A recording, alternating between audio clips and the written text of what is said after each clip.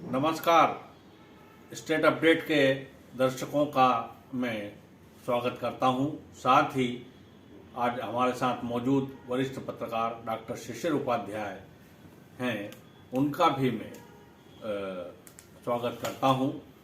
और आज एक जो बात सामने आ रही है कि मध्य प्रदेश की दो बड़ी नेता और बड़ी साध्वी नेता, एक उमा भारती जी और दूसरी साध्वी प्रज्ञा ठाकुर जी, ये दोनों वर्तमान में चुनावी परिदृश्य से बिल्कुल बाहर हैं।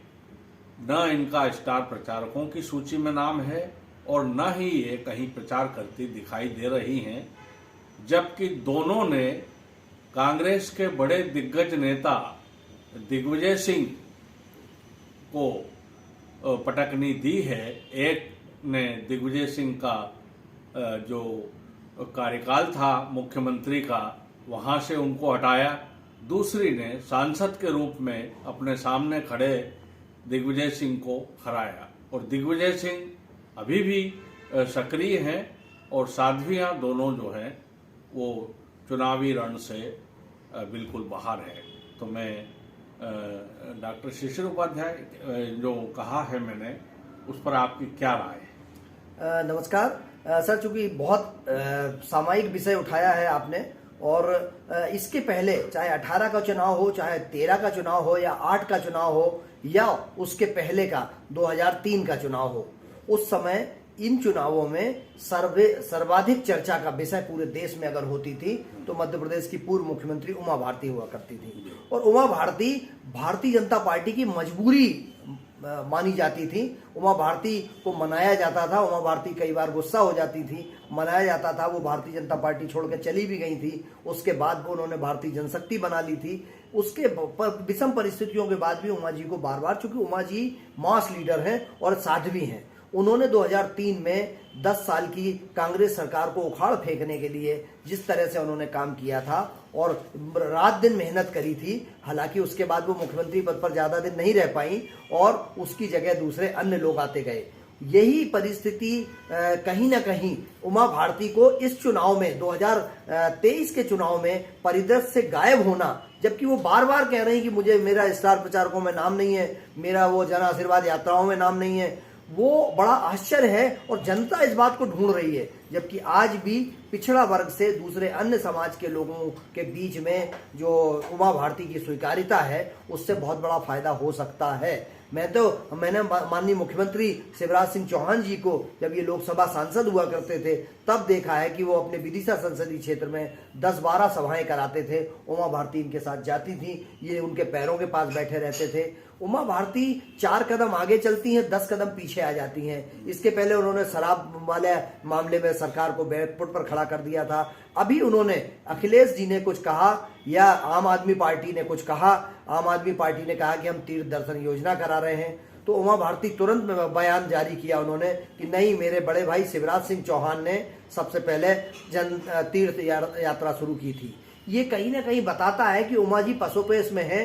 भारतीय जनता पार्टी उनको स्वीकार क्यों नहीं कर रही है, भारतीय जनता पार्टी उनको मैदान में क्यों नहीं लेके आ रही है? मुझे ऐसा लगता है कि साध्वियों, 2 साध्वी, एक आपने अभी हमारे दर्शकों को बताया उमा भारती जो दिग्विजय सिंह का शासन खत्म करने वाली थी, एक प्रज्ञा ठाकुर जो भोपाल की सांसद है। ये भी आश्चर्य होता है कि भोपाल में लोकसभा चुनाव हो रहा है, सीहोर भोपाल की किसी सीट पे प्रज्ञा ठाकुर का पता नहीं है। एक भी सभा, एक भी अपील, एक भी फोटो कहीं नजर नहीं आ रहा है। तो ये आश्चर्य का विषय है कि सांसद जिसको चुना है, भोपाल के इन सभी विधानसभा क्षेत्रों और सीहोर जिले ने उनको चुना है, और उनका गायब रहना आश्चर्य होता है। कहा यह जाता है कि वो अस्वस्थ हैं। अगर अस्वस्थ हैं तो बाकी मामलों में मीटिंग में चली जाती हैं, बाकी मामलों में बैठक हो जाती है, लेकिन चुनाव के टाइम पे अगर अस्वस्थ हैं तो ये चिंता का विषय हो सकता है। उमा जी और प्रज्ञा जी की जो उपेक्षा, वो कहीं ना कहीं ऐसा ना हो कि भारतीय जनता पार्टी को भारी पड़ जाए। एक बात और आपने कही थी, वो मुझे लगता है वो भी एक पहलू हो सकता है।